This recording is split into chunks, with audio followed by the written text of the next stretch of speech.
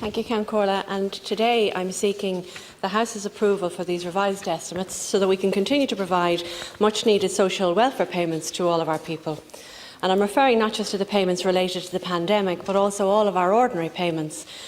Child benefit, pensions, carers payments, payments to lone parents, payments to people with disabilities and much more besides, including our community employment and indeed all of our employment services and indeed our carers respite grant, which is due next week.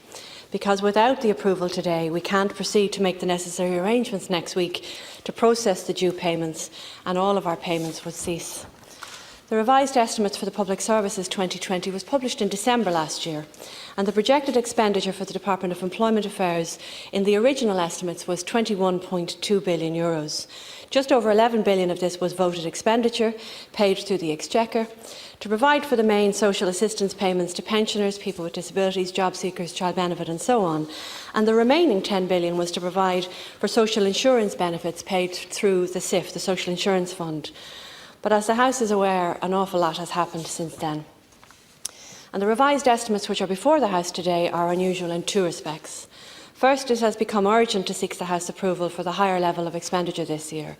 And this is driven by the necessary measures that we have taken to protect our people insofar as we can from the threat posed by COVID-19, and then as a consequence to the essential measures taken to protect the health of our people from the economic fallout as businesses had to close and people were asked to stay at home. And secondly, given the scale of the exceptional measures that we have taken, we will, within the next week or so, reach the ceiling under the 4/5 rule for expenditure.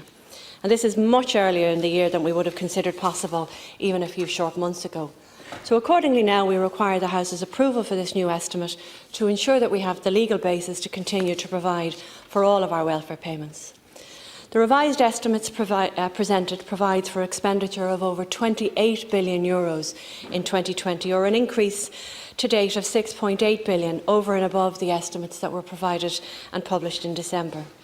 And that December estimate was based on the continued provision of supports to all sectors of society in need or entitled to income supports, assuming the economy and the labour market would continue on the positive trend that it was on at the time. Seems like a long time ago in fairness, but as we know now that's no longer going to be sufficient to cover the expenditure of the department. And at this time, the Government has not yet made a decision on the future of the pandemic unemployment payment or the TWIS, the Temporary Wage Subsidy Scheme. So it's in that respect the estimate has been constructed on a no policy change basis. In other words, it's based on the decisions that we've already made by Government and approved by this House in March to introduce the pandemic unemployment payment and the Temporary Wage Subsidy Scheme for a 12-week period until the middle of June. And this time period was set at a time where there was significant uncertainty as to the nature and the trajectory of the COVID-19 pandemic. But we now have much more information on the pandemic, and Government has published its roadmap for reopening society and our businesses, which see the economy being reopened on a phased basis over the period to August 2020. And given the time frame within the roadmap, it's not appropriate to withdraw the emergency income supports after the 12 weeks as was originally envisaged. So I'm very happy to confirm again today that the payments will extend beyond the original June end date. And as we gradually move through the phases of reopening our society, we do need to review the nature of the pandemic unemployment payment and how it fits into the cross-government plans to keep Ireland healthy, but to get the country working again. So we're currently considering this, and I intend to bring forward proposals for some changes, hopefully within the next week or so. Any future decisions will be based on our commitment that everyone who needs help will get the most appropriate assistance, and also based on the evidence we receive from the reopening of the economy. But in the meantime, in order to ensure that all of our social welfare recipients can continue to receive their payments, I think it's necessary to present this estimate at this time, and we do so on the basis of the decisions that have already been made. There are 13 different categories of expenditure related to COVID-19 which give rise to the requirement for the additional €6.8 billion in the estimate to date. The payment of the Pandemic Unemployment Payment, or PUP, up to the 9th of June is estimated to cost €2.23 billion. The provision of the Temporary Wage Subsidy Scheme up to the 12th of June accounts for a further €2.07 billion. This €4.3 billion expenditure is the main reason for the significant spend on the social protection vote to date. But the remainder of the COVID-19 related expenditure relates to increased spending on existing social welfare schemes, and projections in the levels of unemployment for the remainder of 2020 are based on those published in the Stability Programme update. Job Seekers Benefit, Job Seekers Assistance and the Job Seekers Benefit for the self-employed is projected to increase by a total of €2.2 billion. This will bring spending in 2020 on job seekers payments to nearly €4.2 billion. More families are expected to qualify this year for the back-to-school clothing and footwear allowances, which will cost an additional €98.9 million. The enhanced illness benefit payments to those diagnosed with COVID or those self-isolating as a probable source of infection will be estimated to cost €74 million. Additional expenditure on rent supplement is projected at €70 million, and our anticipated increased spending on redundancy and insolvency payments will be €44.5 million and €8.9 million respectively. Additionally, we added 4 weeks fuel allowance in March and April, which cost €34 million.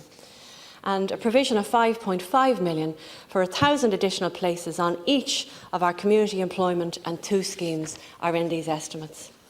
While much of the additional expenditure is being provided to meet the challenges of COVID, we cannot lose sight of our core business of providing income supports to some 1.4 million recipients whose income is not related to the pandemic. Approximately 30% of our expenditure will be on pensions, which is around €8.4 billion. Working age income supports are estimated to cost €7.8 billion in 2020, or nearly 28% of the total spending. So when account is taken of the €4.23 billion in respect of both the pandemic unemployment payment and the increased job seekers payments, over €3.5 billion will be paid in other supports. And these include one-parent family payment, maternity and paternity and treatment benefits. Illness, disability and carers payments represent 17% of our budget, or €4.8 billion as projected. Working age employment supports spending is estimated to cost €2.75 billion, nearly 10% of the total estimate.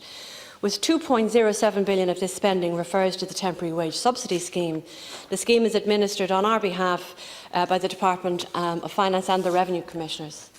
Expenditure on children is €2.8 billion, representing another 10% of our overall spend, and supplementary payments, including household benefits package, free fuel schemes, they're estimated to cost around €970 million, or just over 3%. To conclude, the Department of Employment Affairs and Social Protection, I feel, has responded quickly and efficiently to the emergency that was brought about by the COVID-19 pandemic. And in doing so, its vote has been used to shield our people, not just from the financial effects of the crisis, but also from the potential health and life consequences. And in its response, the expenditure from my department played a pivotal role in ensuring that people had food on their table, and in turn that social harmony, I believe, ensured a very high level of public compliance to the health restrictions which were introduced to help us tackle the virus, which I think is really important to say. And with the approval of this House, I hope these estimates will enable us to provide social welfare payments during the months ahead. I think, just to point it out, that failure to approve the estimates will mean that my department won't have a legal basis to continue with the payments, which obviously would be devastating in its consequences for the people that we're meant to serve. And I suppose I really hope and trust that we have a constructive discussion today, and that we all get which is a positive outcome, which is just to continue serving the people that we're here to serve. So thank you, Councillor.